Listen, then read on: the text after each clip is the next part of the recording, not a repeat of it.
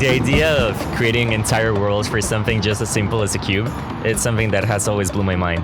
So I started learning the usual way, just watching YouTube tutorials, taking online courses, and just following random guides that I found on the internet. But at some point, I just felt stuck. I didn't really know what to focus on, or like even if I was improving in the right direction. I needed something more structured and someone to guide me in the right direction, to tell me in what should I improve and what the industry was actually looking for. So that's why I decided to join ENTA. Hi, my name is Ricardo. I'm an ENTA alumni and I'm a texturing artist at Sony Pictures Imageworks. I think the biggest change for me during school wasn't just the technical side, but it was more on like how I started thinking and approaching what I wanted to do.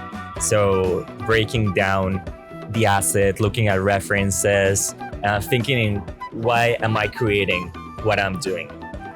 So the storytelling behind an asset and doing this research, at the end, like it might seem small, but it's the things that matter the most. Right now I'm focusing on surfacing for film, and honestly, I still use the same process that I learned at school every single day at the studio. Looking for references, understanding the materials, and breaking things down to the core is really something that I do every day. Something that I started noticing more when I joined the industry was how important it is to collaborate, and how sharing ideas it's something that you do every day, and it's even more important than just your technical side because it's all collaboration, and that's something that ENTA made me improve a lot.